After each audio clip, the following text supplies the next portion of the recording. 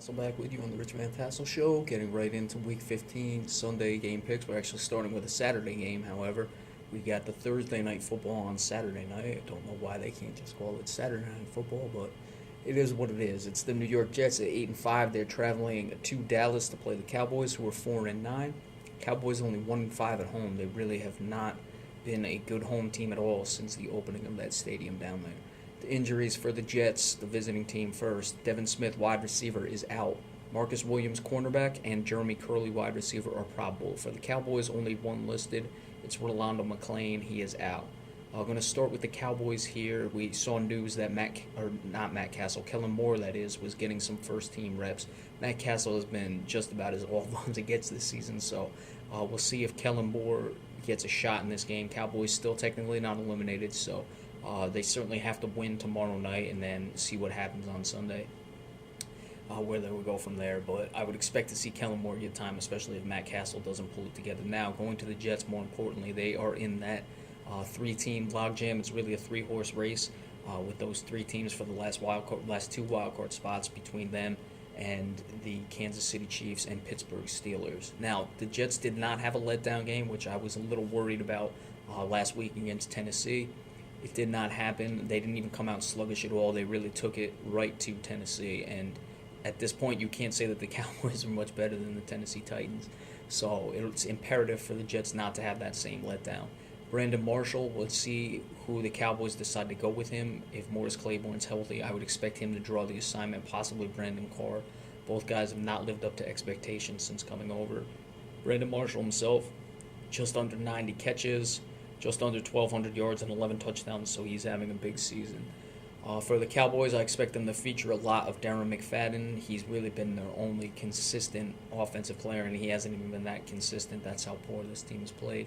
Is Scott Linehan finally going to open up the playbook for Matt Castle? I don't think he did it with Brandon Weeden, and I don't think he's doing it much with Matt Castle. Now, their play hasn't suggested they should, but I think that a bit of their poor play, both Weeden and Castle, has been the really conservative play call of Scott Linehan in the absence of Tony Romo. So I'd be interested to see what they do, if they're going to finally just throw caution to the wind and start going downfield at Dez Bryant. Look for Darrelle Revis to be all over Dez Bryant all game long. I don't know if that'll bring out the best in Dez. He's really had a down year, but not many guys get the better of Darrelle Revis when they play. Should be an easy game for the Jets. I don't think they're going to have a letdown. It is a short week, but that shouldn't be much of a problem either. It is a Saturday game. So I'm not too concerned about it for the Jets. I think they're all ready to go. And I like the Jets to roll pretty big. I like 31-16 in this game for the New York Jets. All right, up next, the Carolina Panthers at 13-0 are traveling to the Giants. We're 6-7. The Giants just off that win to really keep themselves right in pace in the NFC East race. The injuries for the Carolina Panthers: Benny Berwicki, the cornerback, is out. Jonathan Stewart, running back, questionable. Greg Olsen, tight end, probable. Charles Tillman, a cornerback, is also probable. For the Giants, Robert Ayers, their defensive end, is questionable. Devon Kennard, their linebacker, is out. And Dwayne Harris, their wide receiver, is questionable. Now, really the biggest thing with this game, apart from the Giants being in the race and trying to end the Panthers' perfect season, which we will get into in just a second, is going to be the matchup between Odell Beckham Jr. and Greg Norman, two of the best at their position, and it should be a fun time. I expect Josh Norman, that is, not Greg Norman.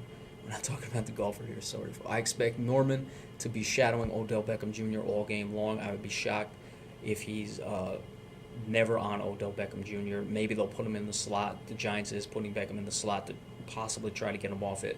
But we know that Norman relishes these opportunities. He said so himself, so I'm really interested to see that. Now, we do know that the Giants have ended perfect seasons before. It was the 1998 Denver Broncos, for all those who remember. I believe they were also 13-0, and the Giants won that game.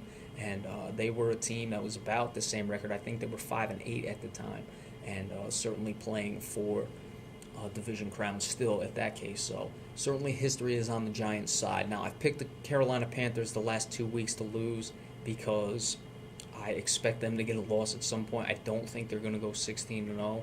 And now I'm feeling like I'm really going to be foolish because I'm going to do it one more time, and I'm going to expect the Giants to end the Panthers' perfect season. I think that the Giants really righted themselves on Monday night against the Miami Dolphins. They didn't allow their defense to blow a game. Eli Manning stayed on the field and kept the team off, or kept their defense off the field, and not had to rely on them to win the game. So that should be very interesting. Cam Newton obviously is spectacular, and he may just take over this game, and I'm worried that Carolina is just going to stick it to me one more time and come away with the win because I keep picking them to lose. But I'm liking the Giants in this game. I like it to be 23-20. I think Carolina's offense is going to be sluggish, and I don't expect Beckham to have a big game. I think he'll get some catches. He'll be solid, don't get me wrong. But you have to respect Josh Norman as well, and that's going to be an interesting matchup. But the Giants will find a way to get it done. Are they going to be able to run the ball, though, for the Giants? That's still their biggest question. But the Giants, 23-20 to end the perfect season for the Carolina Panthers. All right, up next, the Chicago Bears at 5-8, traveling to Minnesota to play the 8-5 Minnesota Vikings. Injuries for the visiting Bears: Kevin White, the wide receiver, is out. Alshon Jeffrey, wide receiver. Zach Miller, tight end. Pernell McPhee, defensive end, and Tracy Porter, cornerback, are all questionable. For the Vikings, Charles Johnson, wide receiver, out. Robert Blanton, safety, probable. Everson Griffin, defensive end, questionable. Linval Joseph, defensive tackle, questionable. Andrew Sendejo, safety, probable. Now, the Vikings are still only one game back of the wild card. They do play Green Bay. I believe it's the last week of the season, so they're still right in the thick of things there. They're obviously tied with Seattle for the wild card. They still have to win a game to shore up, and they still have to win 2 games technically, but I think 1 game will definitely shore up the wild card. 2 games to make it official. They still have to do that to win the wild card, but they do play the Giants next week. So if the Giants win and Minnesota loses this game, then all of a sudden Minnesota could be in trouble. Chicago was 5-6. They were playing very well. They were riding high off of that win against the Green Bay Packers on Thanksgiving. Then they've given away 2 games. Robbie Gould missed some field goals, so Chicago is really down after those 2 losses. I think they're going to come out and look to really not necessarily ruin, but just put a bit of a monkey wrench in the Vikings season thus far this year, because the Vikings, I don't see them missing the playoffs. But I'd like Chicago to come in there and play very well. I do want to pick the Bears. It's really just hard to go against them. I don't think they're going to lose 3 straight. But Minnesota, Adrian Peterson, I think, is going to have a killer game in this one. He's really going to come out and just,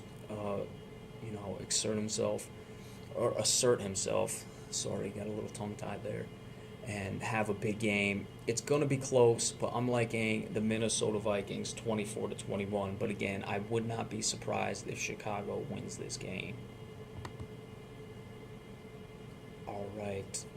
Next up, the Atlanta Falcons at 6-7, traveling to Jacksonville to play the Jaguars, who are 5-8. Atlanta is, after that 5-1 start, is only 1-6. They are in free fall. You heard them hit the ground probably about 3 weeks ago. That loud crashing sound coming out of the South was the Atlanta Falcons just completely tumbling back to earth. They've been terrible of late. Still in the wild card hunt, they are. Jacksonville at 5-8. They are still in the AFC South race as well, because the teams in front of them, the Indianapolis Colts and the Houston Texans, are only 6-7, so they're still involved.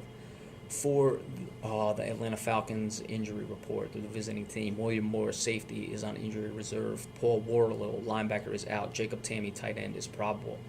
And again, the Jacksonville Jaguars not listing any injuries. They have not listed many at all this year. What's going to happen with this game?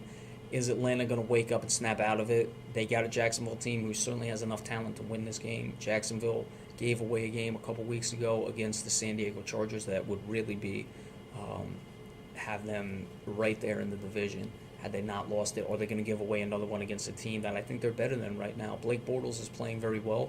30 touchdowns to 13 interceptions. On the other hand, Matt Ryan is already up to 14 interceptions and only has 17 touchdowns. And people were talking about potentially an MVP at the early part of the season. Atlanta absolutely has to win to keep themselves alive in the wild card race, and it's still maybe too late for them. I think they are going to beat the Jacksonville Jaguars. I don't think the Jacksonville Jaguars are ready to beat teams like the Atlanta Falcons, desperate teams, as they showed. They couldn't even handle the San Diego Chargers a few weeks ago, who were a bad team. And that's why I'm picking the Atlanta Falcons to win this game.